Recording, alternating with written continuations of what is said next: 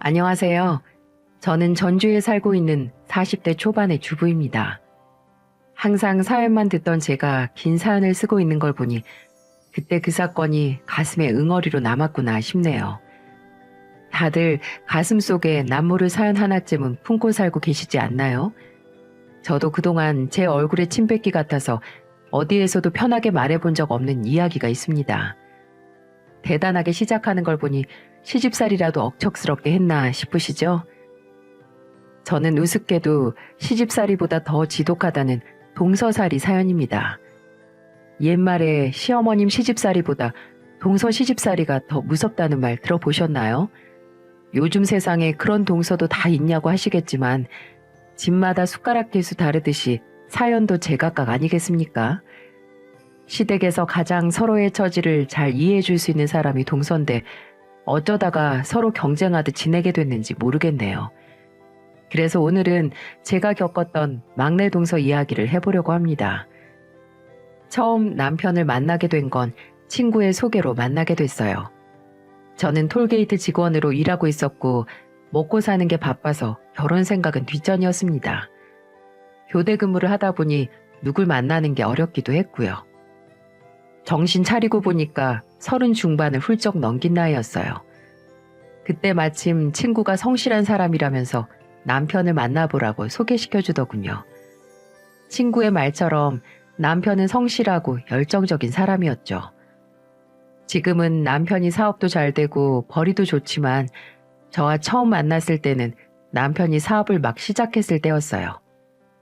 남편은 젊은 시절 사업 실패로 다시 심기일전해서 사업을 시작했을 때였답니다. 지금 남편은 변기를 뚫어주거나 누수공사를 해주는 업체 대표예요.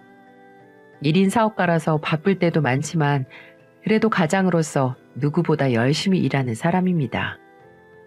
그래서 결혼할 때도 이 사람이라면 처자식 굶겨 죽이지는 않겠구나 싶어서 결혼도 결심하게 됐네요. 처음 만났을 때 남편은 자신의 직업을 소개하면서 당당한 목소리로 말했어요. 요즘 기술로 먹고 산다고 하잖아요. 이제 막 시작해서 불안해 보여도 내 식구들은 배불리 먹고 살게 해줄 자신 있어요. 요즘처럼 각박한 세상에 남편의 호언장담에 저는 신뢰감을 느꼈습니다. 둘 다 나이가 있다 보니까 첫 만남부터 결혼을 전제로 이야기를 나누게 됐어요. 저는 남편과 대화할수록 인생의 지향점이 같은 사람이라고 생각했어요. 그래서 남편과는 첫 만남 이후 몇 번 더 만나다가 연애를 본격적으로 시작하게 됐습니다. 연애 초기에 남편은 사업으로 한창 바쁠 텐데도 늘 저를 먼저 생각해주는 사람이었어요. 저는 생일이나 기념일에 무심한 편인데 남편은 그런 저와 달리 세심한 사람이었어요. 저는 나이 들어서 생일 챙겨서 뭐하나 싶은 마음으로 살았는데 남편은 제 생일이라며 선물까지 준비했더군요. 그리고는 저보다 더 신난 얼굴로 말했습니다. 자경 씨, 생일 축하합니다. 내가 제일 먼저 축하해 주려고 기다렸어. 아유, 무슨 대단한 날이라고 챙겨. 얼마나 중요한 날인데 앞으로는 매일매일 생일처럼 살게 해줄게. 남편은 사업 초창기라 바쁠 텐데도 생일이라며 제 선물까지 사온 거예요. 만날수록 세상에 이런 사람 또 있을까 싶었다니까요. 늦은 나이에도 낭만 있는 사람을 만날 수 있다는 게 꿈만 같았습니다. 젊은 시절이 떠오를 만큼 행복한 연애를 하던 중 남편에게 프로포즈를 받게 됐어요. 생활력 강하고 여자 마음 잘 헤아려주는 남자, 싫다고 할 여자가 있을까요? 저는 남편 프로포즈에 내숭도 없이 바로 오케이를 했습니다. 결혼을 전제로 시작된 만남이라 그런지 짧은 연애 기간도 상관없었어요. 정말 남편 하나만 보고 시작했던 연애와 결혼이었죠. 연애를 1년 안팎으로 짧게 해서 예비 시댁도 말로만 들어보고 실제로 찾아뵌 적도 없었죠. 그래서 프로포즈를 받고 처음으로 예비 시댁에 인사를 가게 됐죠. 예비 시댁은 전주에서 관광객들에게 인기가 많은 식당을 운영하고 계셨어요. 식당 규모도 꽤 큰 편이었고요. 그래서인지 괜히 긴장을 한 채로 시댁에 갔는데 무슨 말부터 해야 하나 머리가 하얗게 될 정도로 잔뜩 긴장을 했네요. 저는 빈손으로 갈 수 없어서 어머님과 아버님께 드릴 선물도 꼼꼼하게 챙겨서 갔습니다. 괜히 긴장하면서 조심스럽게 약속 장소로 남편과 들어갔어요. 어머님은 저를 보자마자 반갑게 맞이해 주시더라고요. 웃으며 인사를 드리는데 어머님은 저를 보면서 환한 표정으로 말씀하셨어요. 얘기 많이 들었어요. 우리 아들이 입이 마르게 칭찬하더니 듣던 대로 너무 예쁘네. 감사합니다. 그동안 저도 꼭 뵙고 싶었어요. 우리 아들이 결혼 늦게 해서 걱정 많았는데 다 짝이 있었네. 그리고 목소리도 참 고와요. 어머님은 그동안 남편에게 이야기를 많이 들었다며 반겨주셨고 긴장하고 갔던 제가 민망할 정도로 아주 편안한 분위기였습니다. 예비 시댁에는 어머님, 아버님, 도련님 이렇게 4식구였어요. 어머님과 아버님은 함께 식당을 하고 계셨고 도련님은 의사였습니다. 전주에서 크게 식당을 운영한다고 들었을 때는 어머님, 아버님이 혹시 까다로운 분은 아니실까 걱정했는데 막상 뵙고 보니 인상도 좋으시고 무엇보다 성격도 좋으셨어요. 그리고 도련님도 제게 질문도 먼저 해주셔서 금세 친해질 수 있었고요. 분위기가 좀 풀렸을 때쯤 도련님이 저를 보면서 밝은 표정으로 말했어요. 우리 형이 사업한다고 하도 바빠서 장가 못 갈 줄 알았어요.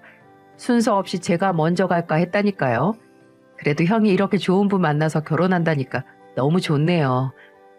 아, 그러셨어요? 도련님은 만나는 분 있으세요? 네, 저도 결혼 전제로 만나는 사람 있어요. 그러셨구나. 도련님 여자친구면 정말 좋은 분이실 것 같아요. 화기애애한 분위기 속에 도련님과 근황도 물으며 밥을 먹었습니다. 처음 만난 예비 시댁과는 편안한 분위기 속에서 인사를 나눌 수 있었어요. 식당을 나오는데 어머님은 저와 남편을 보며 말했습니다. 내일 우리 가게 한번 놀러와. 오늘 보니까 밥 잘 먹는 게 아주 보기 좋네. 그냥 편하게 놀러온다 생각하고 와. 부담 갖지 말고 꼭 놀러와. 초대해 주시면 가야죠. 꼭 가보고 싶었는데 내일 또 뵐게요. 어머님은 저를 식당으로 초대해 주시면서 맛있는 음식을 해주고 싶다며 불러주셨어요. 저는 그렇게 다음날 남편과 어머님 식당으로 갔습니다. 그런데 가는 날이 장날이라고 손님 없는 시간대를 피해서 간다고 갔는데 자리가 만석인 거예요. 저는 당황스러웠지만 남편 옆구리를 찌르며 말했습니다. 우리 앞치마 메고 일 좀 하고 먹자. 일하고 먹는 밥이 꿀맛이지. 그래야겠지? 오늘따라 손님이 왜 이렇게 많지?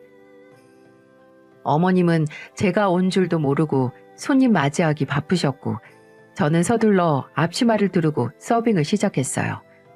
주말이라 그런지 자리만 비면 손님이 들어오는 겁니다. 이 상황에 밥 먹겠다고 테이블에 앉아서 숟가락 들고 기다릴 수 있겠어요? 남편이랑 둘이 정신없이 서빙을 하다가 드디어 손님이 하나둘 나갈 때쯤이었어요. 그때 어머님은 저와 남편을 보고 아는 체를 하시더군요. 난 전화도 없길래 늦는 줄 알았더니 여기서 일하고 있으면 어떡해. 날 부르지. 바쁘신 것 같길래 그냥 있을 수가 없었어요. 어머님도 식사 거르셨죠. 나도 이제 먹어야지. 우리 며느리랑 같이 먹어야겠네. 내가 아주 상다리 부러지게 챙겨줄게. 어머님은 저를 보면서 수고했다며 밥을 준비해 주셨어요. 남편과 저는 열심히 일하고 꿀맛 같은 밥을 먹고 있었습니다. 그런데 어머님이 맞은편에 앉으시면서 말씀하시는 거예요.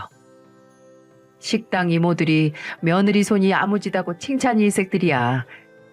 괜히 제가 방해가 된 건 아닌가 했는데 다행이네요. 며느리 예뻐서 아들 밥도 뺏어주고 싶네. 어쩜 그렇게 마음에 쏙 드는 일만 해? 저는 어머님께 칭찬도 듬뿍 받으면서 한 그릇을 뚝딱했어요. 그날따라 밥이 어찌나 맛있던지요.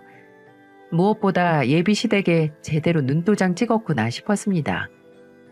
예쁨 받는 며느리가 되려고 일부러 노력한 건 아니었는데 그래도 미움받는 며느리보다는 훨씬 낫다고 생각했어요.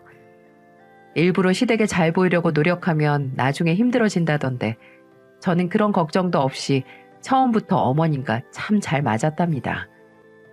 그렇게 저는 남편과 짧은 연애를 끝내고 부부가 될 수 있었어요. 양가 어른들도 제 짝을 만났다며 축하해 주셨고요. 30 중반 늦은 나이였지만 결혼과 동시에 선물처럼 아이도 갖게 됐어요. 그리고 남편 사업도 제법 자리를 잡아서 매출도 안정적이었습니다. 저는 교대 근무 특성상 아이를 돌보기 힘들었기 때문에 일도 그만두게 됐어요. 예쁜 딸을 키우다 보니 결혼 생활도 어느새 2년 차였습니다. 결혼 초반에는 아무 문제도 없었어요. 오히려 시댁에서도 첫 손녀딸을 보게 돼서 더없이 신경을 많이 써주셨죠. 도련님도 조카 예쁘다면서 아기 옷도 선물해 줄 정도로 살가우셨어요. 그 무렵 하나뿐인 도련님이 만나던 여자와 결혼을 했고 저에게 막내 동서가 생기게 되면서 모든 분란도 시작됐죠. 주변에서 동서 생기면 걱정만 더 생길 거라고 해도 저는 신경도 하나 안 썼어요. 며느리 마음은 며느리가 가장 잘 안다고 하죠. 어머님과 아버님은 자식 농사 끝났다며 기뻐하셨고 저는 같은 처지의 식구가 생겨서 기뻐했어요. 오히려 편하게 며느리끼리 대화할 사람이 생겨서 좋은 동생이 생기는 기분이기도 했습니다. 그런데 제 마음과 달리 동서는 저와 평행선을 걷는 사람이었어요. 평생 친해질 수 없는 사람 있죠? 딱 그런 사람 같았습니다. 게다가 매번 시댁 행사 때마다 어찌나 사람 피곤하게 만드는지 환장할 것 같은 순간이 한두 번이 아니었어요. 결혼하고 처음으로 아버님 생신 때 있던 일이었죠. 전 동서도 결혼하고 처음 있는 집안 행사라 아버님 생신 때 식당을 예약하려고 위치가 어디가 좋을지 상의하려고 전화를 했습니다. 어머님도 아버님도 가게 일로 바쁘시니까 근사한 곳에서 외식을 하는 게 좋겠다고 생각했던 거죠. 그래서 동서랑 상의 좀 해보려고 전화를 했는데 제 예상과 달리 동서는 퉁명스러웠어요. 제가 시댁 근처에 한정식 집을 예약하려고 한다고 하니까 동서가 이러는 거예요. 형님, 저 일하고 퇴근하면 피곤한데 그냥 용돈만 드리고 쉬면 안 될까요? 결혼하고 처음 아버님 생신인데 그러면 안 되지. 밥만 먹고 일어나더라도 꼭 와. 아니, 맨날 먹는 밥을 꼭 그렇게 먹어야 돼요? 용돈이나 좀 드리면 되는데 형님이 너무 일 키우시는 거 아니에요? 제가 아버님 생신이라고 일 키우는 거라고 생각하시나요? 시댁에서 같이 음식을 차려드리자는 것도 아닌데 같이 외식하는 게 이렇게 힘든 일일 줄 미처 몰랐습니다. 게다가 용돈만 드리면 된다니 이건 동서의 생각이 잘못된 거라고 생각했어요. 그래서 저도 동서에게 따끔하게 말해주었죠. 동서, 맨날 먹는 밥이라도 아버님 생신은 다르지. 같이 생신상 차려드리자는 것도 아니고 외식하자는 건데 뭐가 그렇게 피곤해. 내가 적당한 곳 예약해서 서방님한테도 문자할 테니까 같이 꼭 와. 형님은 집에서 애만 보니까 그렇죠. 저도 집에서 육아만 했으면 당장 집에서 생신상 차려드렸을 거예요.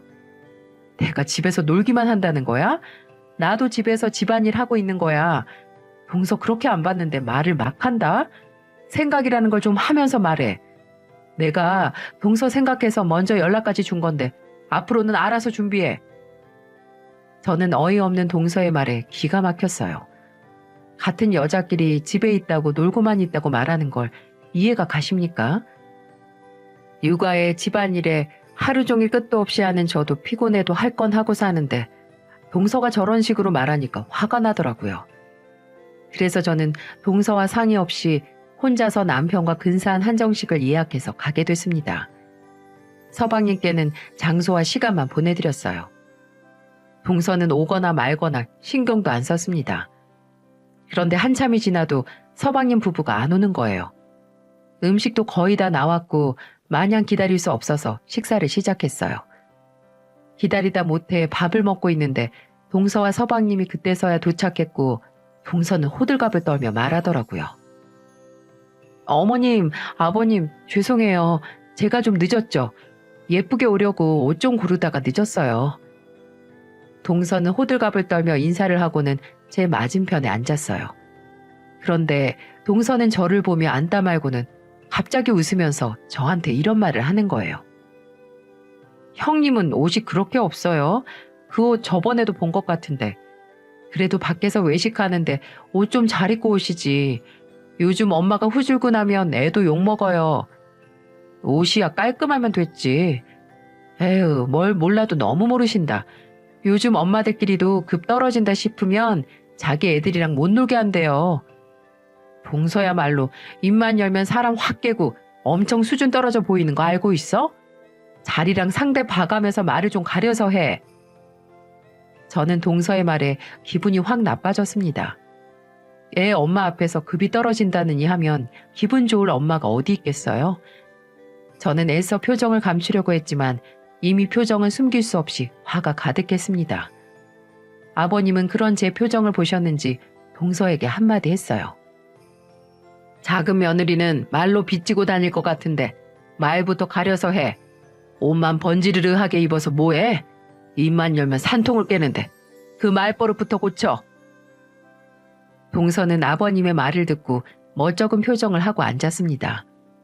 가만 앉아서 보니까 동서가 왜 늦었는지 알겠더군요. 화장에 옷까지 꼭 본인 생일인 것처럼 잔뜩 꾸미고 온 것 같았어요. 그때 동서는 갑자기 눈을 반짝이더니 가방에서 봉투를 꺼내 아버님께 건네면서 말했어요. 제가 아버님 용돈도 챙기느라고 늦었어요. 바빠서 용돈만 보내드릴 뻔했는데 제가 늦게라도 오려고 엄청 노력했어요.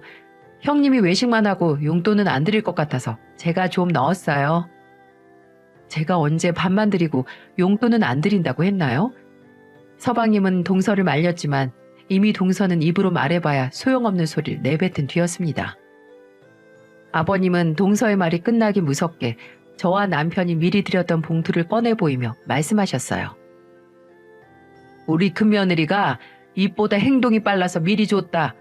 가만 보니까 둘째 며느리는 입으로 초가상간 다 태워먹겠네. 경거망동 하지 말고 자중 좀 해. 동서와 서방님을 기다리다가 미리 용돈을 드리면서 이야기 중이었는데 동서는 제가 외식만 하고 아무것도 안 하는 줄 알았나 봅니다. 남편도 동서의 태도에 기가 찬 듯 코웃음을 치더라고요. 서방님은 저희 부부에게 사과했고 동서도 그날은 분위기 파악을 좀 했는지 조용히 밥만 먹고 가더라고요. 나가면서 저한테 따로 사과를 하긴 하더군요. 이 사건이 저한테는 동서가 어떤 사람인지 제대로 파악을 한 계기였어요. 하지만 동서의 경거망동은 이게 끝이 아니었답니다. 그게 바로 첫 명절 때 일이었죠. 대체 명절에 또 무슨 짓을 했나 궁금하시지 않나요? 저는 명절 전날 딸까지 데리고 부랴부랴 시댁으로 갔어요. 일찍 간다고 갔는데도 어머님은 이미 시장까지 다 봐놓고 재료를 다듬고 계셨습니다. 그래서 어머님께 당황한 목소리로 말했죠. 어머님, 벌써 시작하셨어요? 저 오면 시작하시지 그러셨어요. 왜 이렇게 빨리 왔어? 애 보느라 힘들 텐데. 눈 좀 붙이고 와서 해. 나는 이제 눈 감고도 한다. 이제 애가 아빠만 찾아요. 저랑 얼른 같이 해치우고 같이 쉬어요, 어머님. 소매를 걷어붙이고 어머님 옆에 자리를 잡고 앉았습니다. 한참을 전도 만들고 나물도 만드는데 시간이 지나도 동서가 안 오는 거예요. 동서는 결혼하고 첫 명절인데 온다 간다 말도 없고 깜깜무소식인 게 말이 됩니까? 어머님은 식당을 크게 하셔서 그런지 유독 손이 크셨어요. 그러다 보니 명절이 끝나면 집에 갈 때 양손 가득 들고 가게 하셨습니다. 저는 그래도 이번 명절은 동서가 생겼으니 좀 덜 힘들겠다 싶었어요. 하지만 이건 모두 제 착각이었습니다. 그래서 전화를 해보려던 찰나 동서가 드디어 서방님과 저녁이 돼서 나타난 거였어요. 음식 다 만들었더니 해맑게 나타나서 한다는 소리가 뭐였는 줄 아시나요? 글쎄 주방으로 바로 와서 식탁에 털썩 앉더니 손도 안 씻고 전을 집어먹으면서 이렇게 말하더군요. 형님 일찍 오셨네요. 저는 명절 당일에 오려다가 좀 일찍 오늘 온 건데 뭘 이렇게 많이 하셨어요? 동서, 당일에 오면 어떡해. 미리 와서 같이 음식을 해야지. 저는 일하느라 바쁘잖아요. 형님은 집에서 애만 보는데 일찍 오는 게 당연하죠. 저도 마음은 명절 음식 같이 준비하고 싶었는데 도저히 기운이 없더라고요. 저는 동서랑 대화하다 놀라 자빠질 뻔했어요.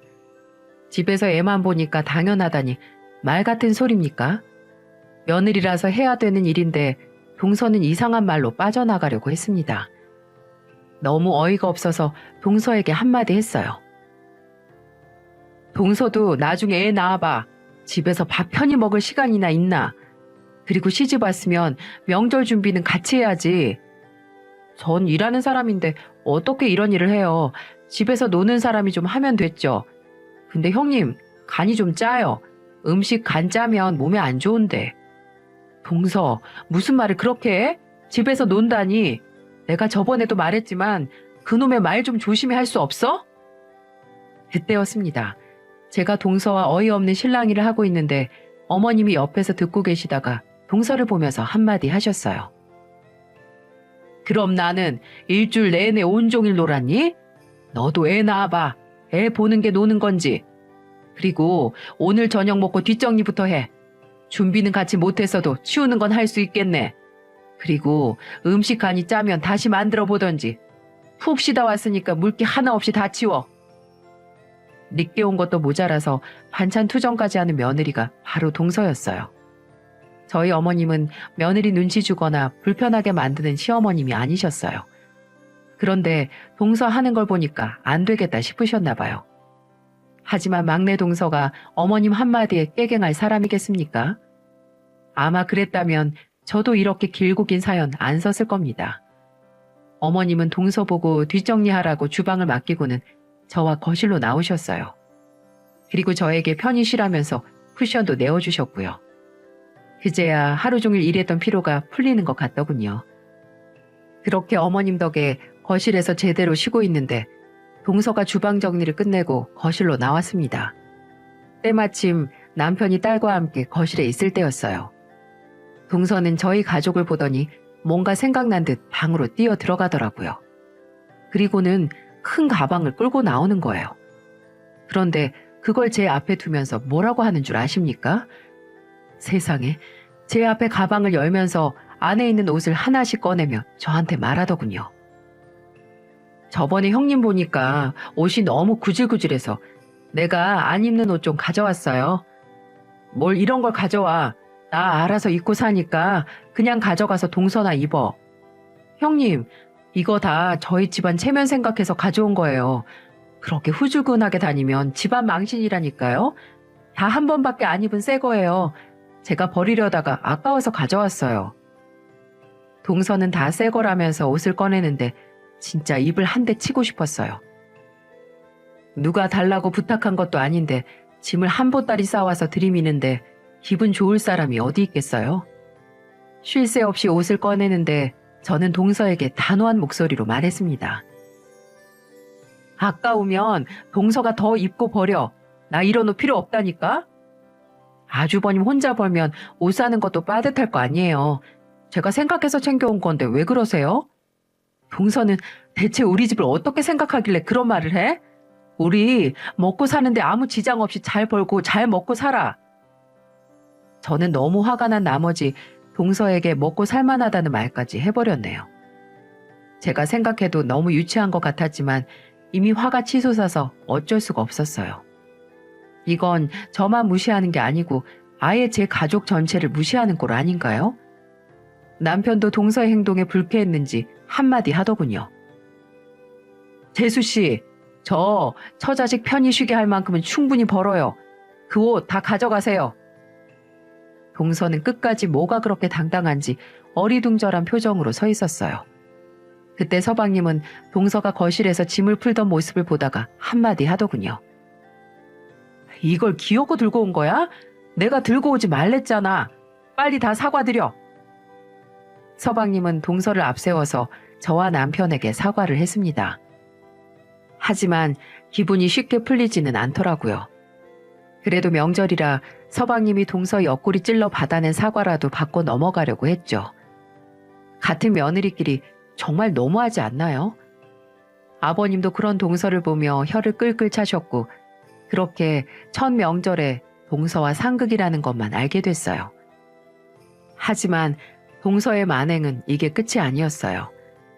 옛말에 그 사람이 하는 말 몇 마디에 속고 평소 정신 상태가 보인다고 하죠. 동서가 저한테 했던 전화가 그동안 우리 집을 어떻게 생각하는지 딱 알 수 있었어요. 동서는 저한테 전화를 걸어서 다급한 목소리로 저에게 이렇게 말하더군요. 형님, 우리 집 변기가 막혔는데 혹시 아주버님 계세요? 이걸 대체 어떻게 뚫는지 모르겠어요. 집 변기 막힌 건 인터넷에 검색만 해도 나오잖아. 우리 남편도 일하러 가서 바빠. 그걸 몰라서 전화했겠어요? 우리 집 변기라도 직접 하기 싫으니까 한 거죠. 돈 줄 테니까 뚫어달라고요. 저는 동서의 말이 무슨 말인지 딱 알아들었습니다. 자기 손으로 직접 하기 더럽고 귀찮은 일 하라고 부른 거예요. 게다가 돈 줄 테니까 이런 것도 못 해주냐는 식이었죠. 아무리 가족이라도 이건 좀 아니지 않습니까? 아니 솔직히 남이라도 이런 식으로 부탁 안 할 것 같네요.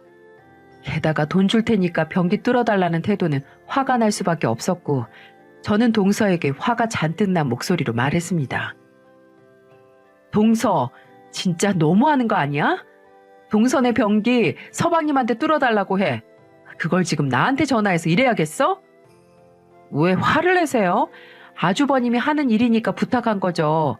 서로 돕고 사는 건데 왜 그러세요? 그럼 형님도 제 병원 와서 무료로 진료받으세요. 나 동서한테 도와달라고 한 적 없어. 누가 도와달랬어? 내가 먹고 죽을 돈 없어도 동서한테는 절대 도와달라고 안 할 거니까 서방님 불러서 고쳐. 저는 동서한테 화를 잔뜩 내고는 전화기를 끊어버렸어요.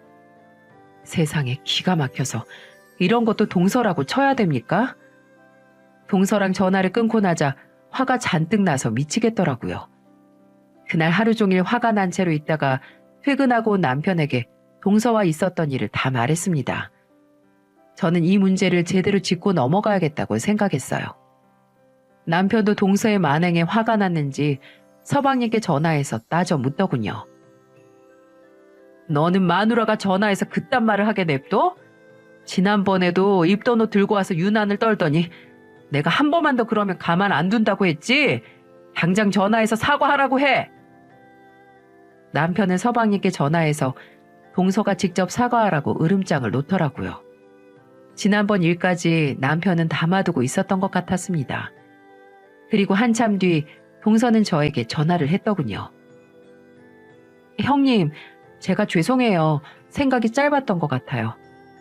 나 동서한테 정말 실망했어. 그리고 앞으로는 제발 생각 좀 하고 행동해. 정말 죄송합니다, 형님. 저는 동서의 아나무인 태도에 분이 풀리지가 않았어요. 그래서 한동안 시댁에 서방님과 동서가 있다고 하면 일부러 안 가곤 했습니다. 그랬더니 어머님은 저와 동서 사이가 심상치 않다는 걸 느끼시고 어머님 식당으로 저희 둘을 부르셨어요. 영업이 끝난 후라 저와 동서, 어머님 딱 셋만 있었어요. 어머님은 저와 동서 앞에 막걸리 잔을 앞에 놔주시면서 말씀하셨죠. 가족끼리 풀 게 있으면 풀고 가야지. 계속 담고 가면 남보다도 못한 사이가 되는 거야. 내가 딱 보니까 너네 둘 사이가 심상치가 않아서 하는 소리다. 어머님의 갑작스런 말에 당황스러웠는데 동서는 갑자기 막걸리 잔에 술을 따르며 이렇게 말을 했어요. 저는 형님이랑 잘 지내보려고 노력했던 건데 형님은 제가 불편하신가 봐요. 동서, 이건 불편한 게 아니고 동서가 먼저 선을 넘게 말을 했잖아. 그래서 제가 사과드리려고 하잖아요. 형님, 제가 죄송해요. 일단 잔부터 한 잔 받으세요. 동서는 제 잔에도 막걸리를 따르면서 너스레를 떨더라고요. 그래도 이번 기회에 동서 허심탄회하게 이야기도 하면서 응어리를 좀 풀 줄 알았습니다. 그런데 사람 본성은 술을 마셔봐야 안다고 하죠. 이날 동서의 시커먼 속을 제대로 알게 됐답니다. 어머님도 한 잔 두 잔 하시면서 저희에게 속 깊은 이야기를 하셨어요. 내가 가만 들어보니까 둘이 무슨 일이 있어도 단단히 있는 것 같은데 오늘 여기서 다 풀고 가. 술 한 잔에 털고 가. 그래요, 형님. 저 오늘 형님한테 서운했던 거 지금 말할게요. 저는 동서가 저한테 서운한 게 있다고 해서 깜짝 놀랐어요. 대체 저한테 서운할 게 뭐가 있나 궁금하기까지 하더라고요. 그런데 동서를 보니까 눈도 풀리고 혀도 꼬부라지는 게 이에 취했구나 싶었죠. 그리고 취한 동서를 보자 이 자리도 조용히 안 끝날 것 같았습니다. 동서는 갑자기 막걸리를 또 한 잔 원샷을 하더니 저를 보며 말하는 거예요. 형님, 혹시 저한테 자격지심 있어요? 왜 내가 하는 말마다 사사건건 딴지를 걸어요? 내가 딴지를 건다고? 동서가 먼저 위아래 없이 말을 한 거지. 자격지심? 기가 막혀서. 어머님, 전 지금까지 형님한테 못할 말 한 적 없는데 맨날 제가 잘못했대요. 남편이라고 하나 있는데 남편마저도 제 편 안 드는데 제가 억울해서 살겠냐고요. 주변에서 동서가 말에 딴지를 거는 게 아니고 잘못된 걸 알려주는 거잖아. 그걸 딴지 건다고 생각하면 어쩌자는 거야? 저는 동서의 억지에 큰 소리를 치고 말았어요. 제가 그동안 동서에게 했던 말이 자격지심으로 보이십니까? 동서의 말에 화가 잔뜩 났는데 어머님이 테이블을 손으로 치면서 호통을 치시더라고요. 둘째, 너는 말을 하면 좀 들어. 잘못된 걸 고쳐야 잘 지낼 수 있지. 편을 들어줄만 해야 들어줄 거 아니야. 어머님은 동서의 술주정을 듣고 결국 호통을 치셨어요. 그런데 동서는 그 말을 듣고 목 놓아 우는 겁니다. 정말 환장하겠더군요. 동서는 그날 어머님께 일장연설을 들었습니다. 그리고 술이 깼는지 저를 보며 말하더군요. 형님, 제가 외동으로 자라서 그랬나 봐요. 시집 오기 전에는 아무도 뭐라고 하는 사람 없었는데 앞으로는 형님한테도 잘할게요. 다음 주에 시댁에서 김장할 거야. 어머님 식당에서 쓸 반찬이니까 요령 부리지 말고 같이 잘 좀 했으면 좋겠어. 그래도 어머님이 용돈도 주시니까 너무 안 좋게만 생각하지 말고. 제 말에 동서는 고개를 끄덕이며 대답했어요. 어머님도 동서 어깨를 다독여 주셨고 그날은 그렇게 풀리는 듯 했습니다. 하지만 시댁에서 동서는 그야말로 대형 사고를 제대로 쳤어요. 저희 어머님은 식당에서 사용하는 김치를 직접 김장을 하셨는데 집안 행사라 온 가족이 모여서 500포기를 담그는 게 일이었습니다. 그래도 어머님은 김장이 끝나면 수고했다며 용돈도 30만 원씩 꼭 챙겨주셨어요. 처음 시집 왔을 때는 당황스러웠지만 어머님이 워낙 손이 빠르셔서 금세 적응할 수 있었답니다. 그런데 자세한 내막을 몰랐던 동서는 김장하는 날이 되자 배추를 보고 입을 떡 벌리고 서 있더군요. 마당에 앉아서 배추를 하나하나 쪼개는데 동서는 옆에서 궁시렁거리면서 말만 많은 겁니다. 뭐 얼마나 했다고 옆에서 저한테 뭐라는 줄 아세요? 잔뜩 풀이 죽은 목소리로 동서가 제게 이렇게 말하는 겁니다. 이걸 다 언제 쪼개고 절여요? 저 벌써 손목이 아픈 것 같아요. 동서, 말 좀 그만하고 일 좀 해. 이렇게 하면 오늘 안에 다 못해. 형님, 저 의사라 손목이 얼마나 중요한 줄 아세요? 세상 살면서 의사 아니라도 손목은 다 중요해. 엄살 그만 부리고 빨리 해. 일 시작한 지 1시간도 안 됐는데 동서는 못하겠다며 죽는 소리를 하는 거예요. 온 식구가 빨리 하겠다고 매달려도 1박 2일이 꼬박 걸리는데 동서가 옆에서 징징거리니 2배로 힘들더라고요. 게다가 동서는 이뿐만이 아니었어요.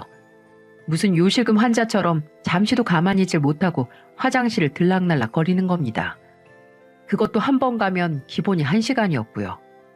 그래서 저는 동서를 붙들고 이런 말도 해봤습니다. 동서, 힘들면 잠깐 쉬고 온다고 하지 무슨 화장실을 그렇게 가. 저 정말 화장실 가는 거예요. 배가 아파서 가는 걸 어떻게 해요? 여기 다 고생하고 있으니까 동서도 적당히 하고 일에 집중 좀 해. 동서는 제 말에도 아랑곳 않고 꿋꿋하게 화장실을 또 가더군요. 어머님도 그런 동서를 눈총을 주는데도 동서는 철면 피었어요. 결국 배추를 쪼개는 일은 동서가 같이 했다고 하기도 민망할 정도였죠. 어머님은 배추를 절이려고 일어서는데 동서는 갑자기 저한테 흰 봉투를 던지며 이렇게 말하는 겁니다. 형님, 30만 원이요.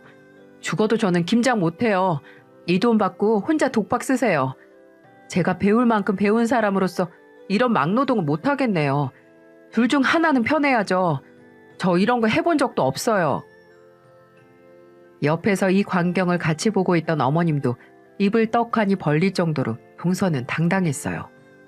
정말 대단한 자신감 아닌가요? 저에게 던진 봉투를 보자 안에 있던 건 돈이었어요. 그러니까 동서는 또 돈 줄 테니까 알아서 다 해라 이런 태도였던 거죠. 화가 나서 돈 봉투라도 면상에 던지려는데 갑자기 어머니께서 동서를 보며 소리를 질렀습니다. 그것도 배추를 한 손에 들고 동서 얼굴에 싸대기를 내려치면서 말이죠. 너무 순식간에 벌어진 일이라 저도 말릴 틈이 없었습니다. 저보다 더 먼저 동서 싸대기를 친 어머님은 이렇게 말씀하셨어요. 조그만한 년이 미쳤나? 네가 다 해.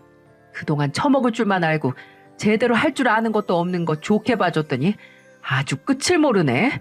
입만 나불거릴 줄 알지? 할 줄 아는 게 뭐가 있는데. 오늘 너 혼자서 김장 다 해봐. 어머님은 저보고 들어가서 쉬라며 집으로 들여보내셨습니다. 동서는 싸대기를 맞고 하염없이 눈물을 흘렸는데 동서의 눈물은 그날 하루 종일 마를 틈이 없었어요. 왜냐하면 어머님이 동서 옆에 딱 붙어서 감시를 하셨거든요. 저는 얼떨결에 집에서 딸을 보게 됐고 밖을 보니 동서는 어머님의 감시 아래 성실하게 김장을 하고 있더군요. 세상에 잔머리 굴리다 된통 당한 꼴을 보니 속으로 쌤통이다 싶었어요. 그날 저녁 김장이 채 끝나지도 않았는데 동서는 허리를 부여잡고 들어오더군요. 그리고는 동서가 저를 보며 울먹이며 말했습니다. 형님, 제가 잘못했어요. 제발 저 좀 살려주세요. 어머님이 저만 감시하고 계세요. 내가 우리 딸 동화책 보니까 그런 말이 있더라. 꽤 부리다가 된통 당한다고.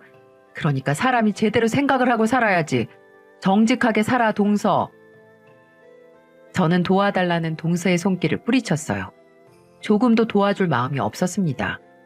어머님도 절대 김장에 손도 대지 말라며 말리셨거든요. 저는 어머님 덕에 김장에서 열애가 됐고 동서는 빼도 박도 못하고 김장 속 넣는 것까지 다 했습니다. 어머님은 온몸이 쑤신다며 방에 들어눕는 동서를 보며 말씀하셨어요. 내가 주는 김치 받아 먹을 때는 편하고 좋았지? 앞으로 반찬도 내가 보는 앞에서 다 만들어가. 집에서 놀기만 하는 사람이 어디 있는지 직접 해보면서 배워. 네 눈에는 집에만 있다고 노는 것 같겠지만 그런 사람 하나도 없어. 어머님 죄송해요. 앞으로는 절대 안 그럴게요. 너는 그놈의 입이 가벼워서 내가 믿을 수가 없어. 앞으로 행동으로 보여줘. 그래야 내가 믿는 신용이라도 하지. 동서는 어머님의 단호한 태도에 자포자기한 얼굴로 앉아있더라고요. 그 모습을 보자 안타깝긴 했지만 동서가 이번 기회로 결혼 생활에 대해 좀 더 배웠으면 좋겠다고 생각했어요. 어머님은 저를 따로 불러서 이렇게 말씀하시더라고요. 내가 둘째 며느리를 얻은 건지 천덕꾸러기 딸이 생긴 건지 모르겠다. 그래도 이참에 배워야 알지. 저는 어머님의 말씀에 맞장구를 쳤습니다. 동서가 나쁜 사람이라기보다는 모르는 게 많은 사람 같았거든요. 그래서 이번 기회에 조금이라도 배우면 좋을 것 같다고 생각했어요. 의사로 아는 게 많을지는 몰라도 항상 겸손해야 더 배우며 발전할 수 있는 것 같아요.